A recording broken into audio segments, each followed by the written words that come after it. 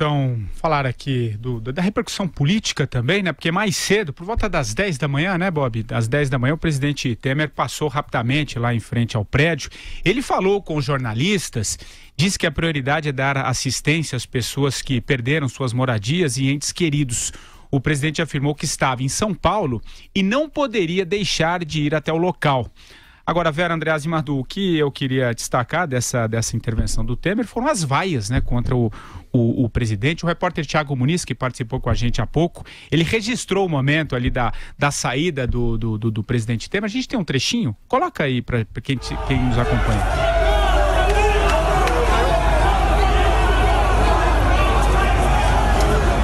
No momento que ele está deixando ali o prédio, ele é vaiado, né, pelas pessoas que estão ali na região. Outras autoridades também falaram, a gente ouviu o Temer, o governador de São Paulo, Márcio França, deu entrevista aqui ao Jornal da Manhã, da Jovem Pan, e disse que o acidente era mais ou menos previsível. A Vera até falou disso logo na abertura. Olha que absurdo. E em coletiva, agora há poucos instantes, o prefeito Bruno Covas afirmou que as ruas que ficarão interditadas nos próximos 15 dias, nessas ruas vão ficar interditadas por 15 dias, na verdade é uma região toda ali, pelo menos 2 quarteirões do local onde houve a queda desse prédio, para remoção dos escombros, né? São um prédio de 24 andares.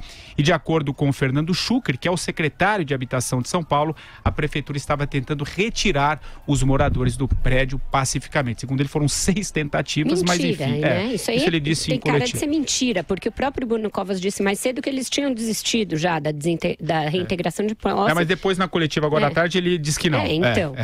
E o Dória também disse a mesma coisa.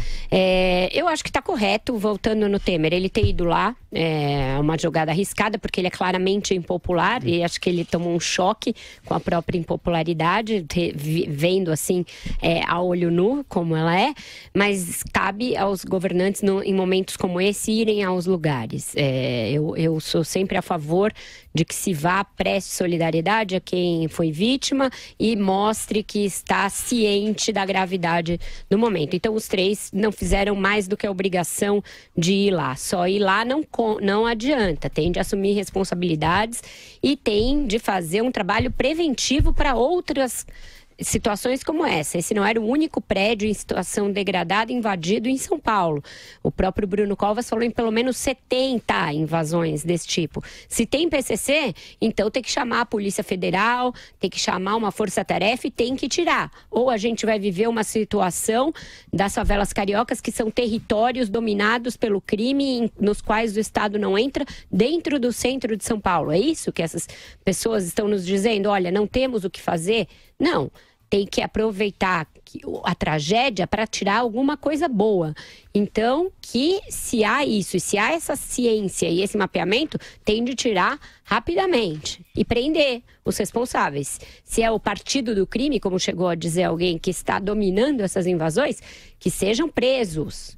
Não fiquem travestidos de movimentos sociais. E quanto a responsabilização, Patrick, agora espera-se que esse inquérito ande, né?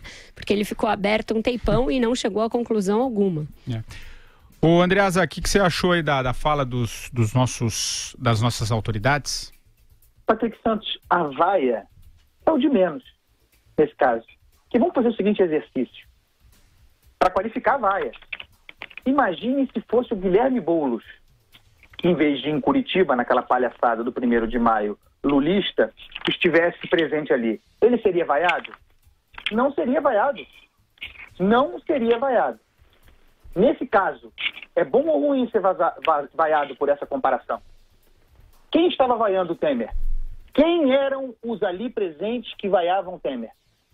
Não era a população brasileira que estava trabalhando, que está ou no seu feriado, enfim, o brasileiro normal.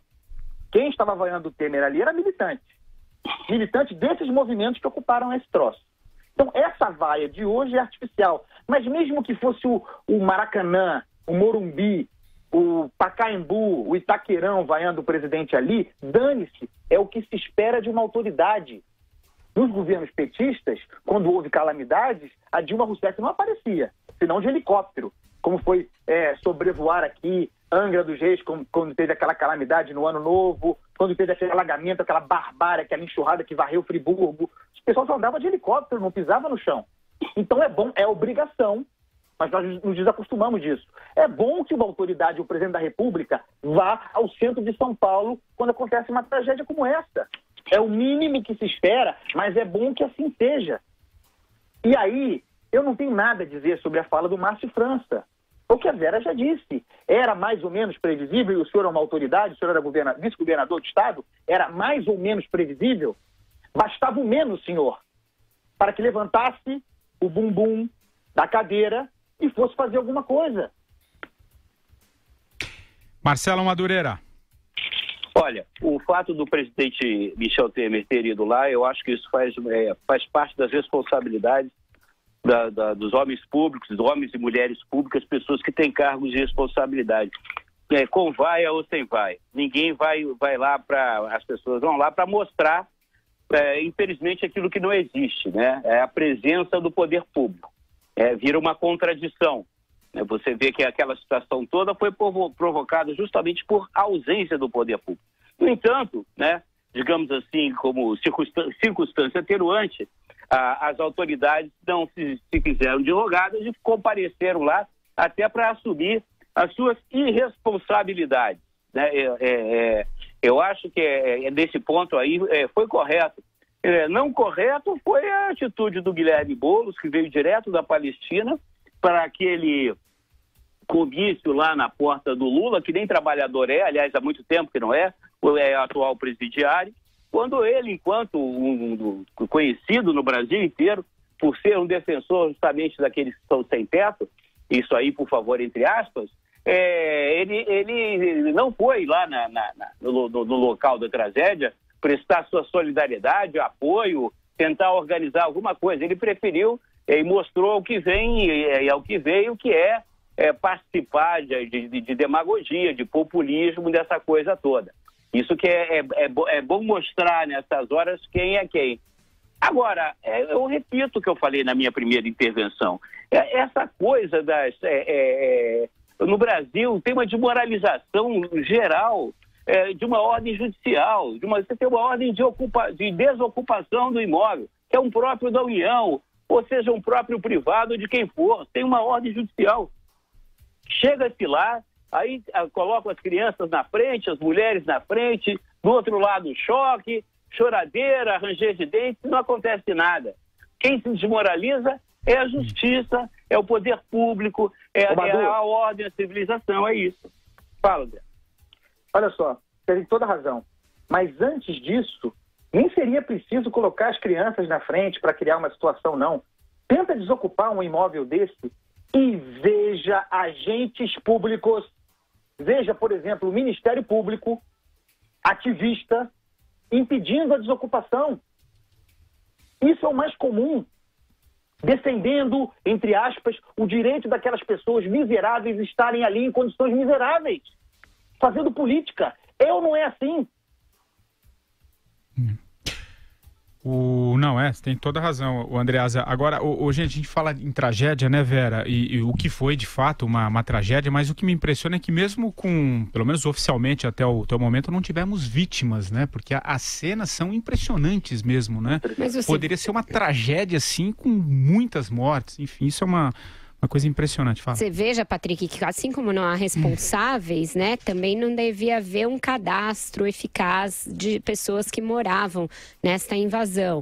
Então, a gente ainda pode ser surpreendido, sim, por números mais graves e mais tristes do que esses primeiros.